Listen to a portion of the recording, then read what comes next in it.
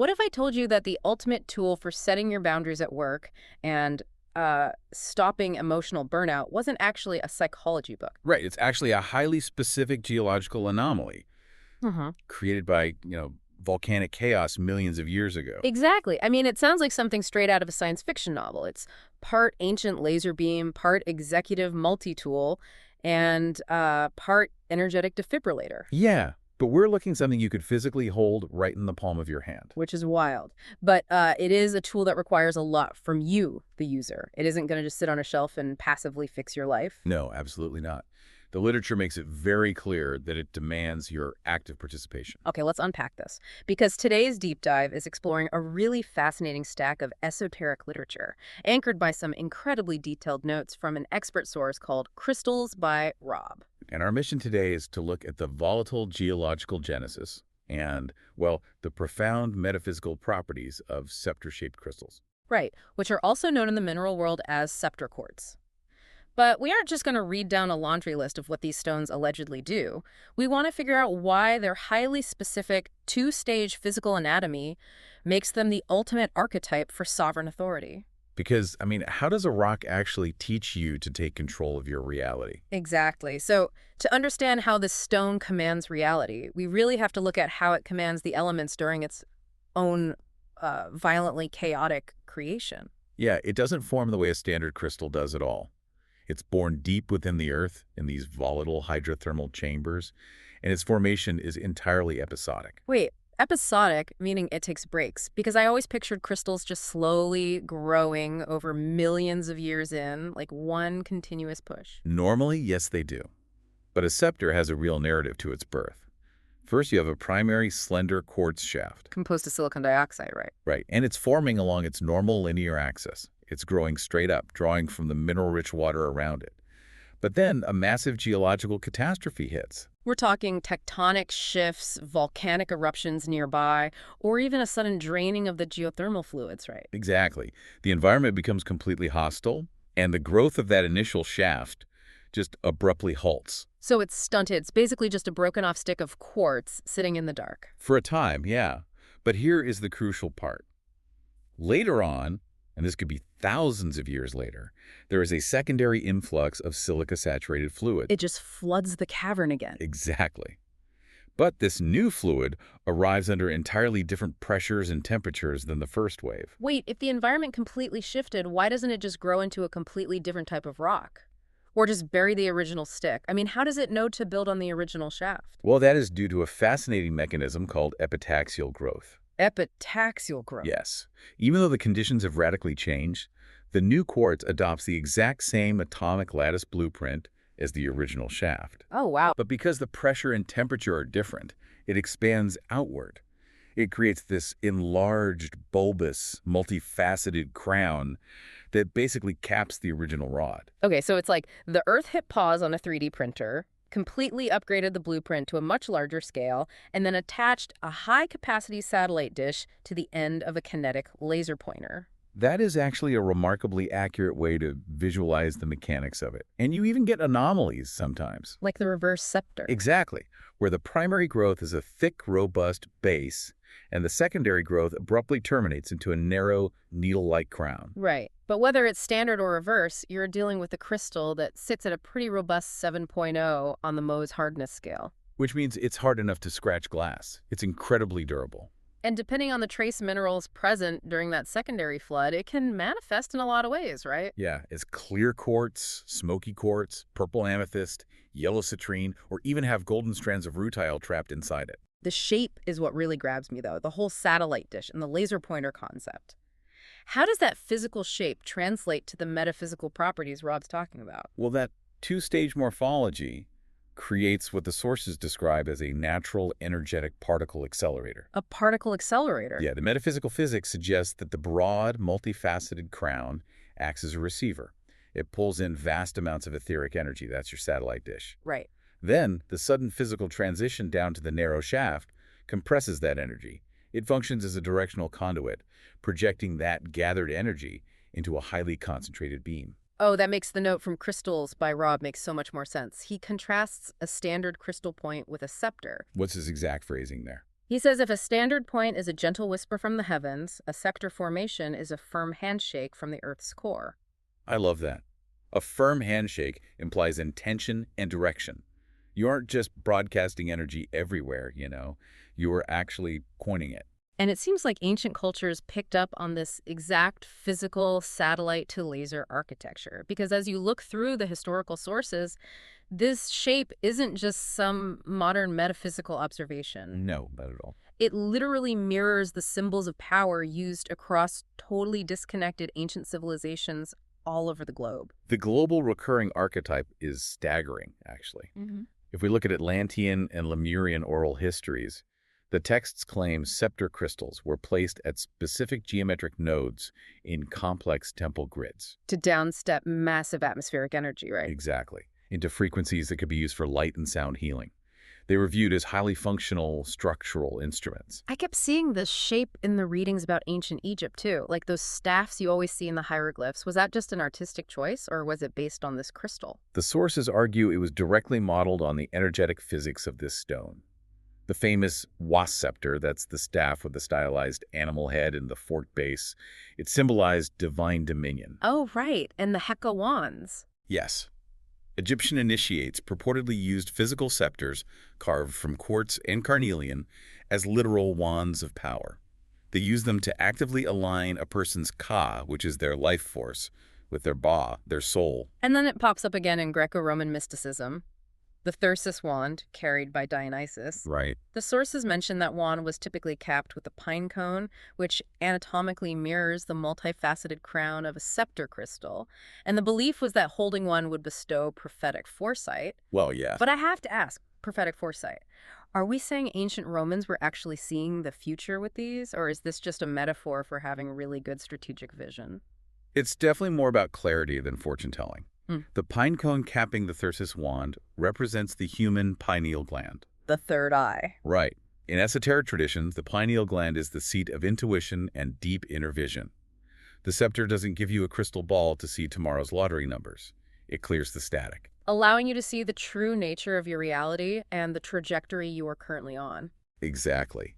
That level of clarity often looks like prophecy to people who are just entirely disconnected from their own intuition. You know, I kept asking myself while reading this, why a scepter? If you want to symbolize a ruler, why not a sword or a shield? That's a great question. And the way you just described that clarity, it kind of hit me. A sword divides things, a shield hides things, but a scepter directs things. Directs, yes. It seems like the ultimate tool for a leader who has to manage and channel energy, rather than just fighting it off or hiding behind a wall. What's fascinating here is that scepter defines the true archetype of the sovereign ruler that Rob discusses. The scepter isn't about wielding power over others. Right, it's internal. It demands moral integrity. It actively shatters victimhood. Yeah. You cannot hold the energetic archetype of the scepter and simultaneously sit around waiting for external rescue. It forces the realization that spiritual mastery isn't just some intellectual hobby. Exactly. You have to anchor your divine authority into physical form. Okay, let's bring this into the present day. Because that idea of sovereignty isn't just for ancient kings or temple initiates. No, it's incredibly practical. The sources translate this directly to modern psychology, specifically how you manage your emotional boundaries right now. They talk about emotional abdication. Which is the chronic surrender of your own boundaries. It's that habit of appeasing dominant, demanding people just to keep the peace. Usually at the expense of your own mental health. Empaths know this feeling intimately. So how does a quartz scepter address that kind of deeply ingrained people-pleasing? The literature states the crystal clears this by shooting a high-voltage current directly into the solar plexus chakra, which is your center of willpower, and the heart chakra. Wow. It acts as an energetic shock to the system. It exposes the exact relationships where you've allowed others to dictate your emotional state, and it dissolves the inherited patterns of compliance that keep you stuck there. So it literally acts as an energetic defibrillator for the nervous system. The notes mention this specifically for people stuck in the freeze response from trauma. If your nervous system is paralyzed, the broad crown of the crystal gathers all those scattered, frozen emotional fragments you've dissociated from. And Then, the narrow shaft pulses this warm, kinetic life force down into the body to just thaw out that paralysis. it replaces helplessness with a surge of courage. And it tackles higher level psychological blockages too, like imposter syndrome. Oh, that's a big one. Think about the fear of success, the terror of visibility, and the responsibility that comes with being truly competent. The crown represents the natural attainment of mastery. While the shaft represents the steady, linear discipline required to actually get there. Exactly. It aligns your conscious ego with your soul's actual capabilities, proving to you that you aren't faking it. The sources use the term etheric scalpel for this boundary work, which is just this vivid image. They relate it to what they call the rescuer trap. The rescuer trap is exhausting. I was trying to visualize this, and I thought about it like letting everyone in your life plug their dying cell phones into your personal battery pack until you completely black out. That is the perfect analogy. Using the scepter to sever those exhausting cords isn't selfish. It's enforcing a necessary emotional firewall. It forces the understanding that true compassion involves allowing others the dignity of their own evolutionary journey. You cannot fix volatile people by draining your own life force. Right. And this healing goes deep. The two-stage growth of the stone is a profound metaphor for generational wounds. The primary older shaft represents the ancestors who came before you. And the secondary, newer crown represents your current incarnation building upon their foundation. Precisely. So you aren't rejecting where you came from, but you are changing the blueprint. You're transforming inherited patriarchal or matriarchal shame into compassionate authority. That's powerful. Rob actually notes that the scepter is the ultimate tool for navigating the dark night of the soul. It doesn't offer toxic positivity. It won't just pat you on the back and tell you everything is fine. No. Yeah. It acts more like a silent, strict mentor. It forces you to do the grueling internal work to turn your historical trauma into structural strength. Okay, so if you're listening to this and rolling your eyes at phrases like etheric scalpel or etheric vacuum lock, stick with us. Because once that internal emotional firewall is secure, the sources say the scepter becomes a highly specialized instrument for outward-facing energy work. Yes. And the psychological applications of this are actually incredibly grounding. So what is an etheric vacuum lock, and how does it relate to something like soul retrieval? Well, in shamanic and energetic traditions, soul retrieval addresses the concept that during severe trauma, a fragment of your consciousness dissociates. It just kind of checks out. Right, it remains frozen in that past event as a survival mechanism. Because the scepter fires a tight laser of directional intent rather than a broad spray of energy, the practitioner uses the crown of the crystal to track that missing fragment. Okay. The vacuum lock is the visualization and energetic action of capturing that isolated piece of consciousness, pulling it down the shaft of the crystal, and safely projecting it back into your present-day heart space. Wow, it's like surgical precision for reintegrating a fragmented psyche. Exactly. That makes total sense. You're using the physical tool to anchor a highly complex visualization of reclaiming your own mind. The texts also describe it as a pipe cleaner for the Kundalini. A pipe cleaner, yes. Can we break that down? What exactly is being pipe cleaned? In esoteric anatomy, you have the sushumna. Think of it as the main energetic highway running straight up your spine. Clanking it are two lateral channels, the Ida and Pingala. Okay. When people try to awaken their Kundalini, or their evolutionary energy, it needs to travel straight up that central highway. But if the highway is blocked? The energy detours. Mm. If the sushumna is congested with unresolved emotional debris, that intense rising energy leaks erratically into the lateral channels. And that's bad, right? Very bad. This is what causes severe spiritual burnout, anxiety, and physical exhaustion in people doing intense meditation. The scepter acts as a structural clearing tool. It purges that central channel. Yes, providing an insulated, clear pathway for the energy to rise safely without short-circuiting your nervous system. The sources mention it cleans up etheric cysts, too, which, frankly, sounds a little gross. It's a term for calcified blockages of stagnant energy. They often come from prolonged exposure to toxic environments or deeply suppressed anger. How does the scepter deal with that? With a standard crystal, you might just try to soak up the negativity like a sponge. But with a scepter, you use the focus point to pierce the hardened shell of the cyst. Oh, okay. You vacuum the sludge up through the tip, and the complex internal lattice of the expanded crown neutralizes it. And it does all this while keeping your torus field spinning. I see this term thrown around a lot. What does it actually mean that it accelerates your torus field? Think of your aura not as a static protective bubble, but as a torus field. A continuous self-feeding donut of energy. A donut. Right. It flows down through your center, out the bottom, and loops back around the outside to re-enter the top. If you are exhausted or sick, that donut spins sluggishly or becomes lopsided. And the scepter fixes that. It acts like a drive engine. By moving energy so efficiently from crown to base, it ensures that donut of energy stays symmetrical and spins at an optimal velocity. We also really have to talk about the environmental applications, because Yeah. the notes on smoky quartz scepters specifically mention them as massive EMF deflection shields. They are excellent for that. But how does a crystal block a 5G or Wi-Fi signal? I mean, is it literally blocking the radio wave? No, it's interacting with the subtle energetic impact of those waves on the human body.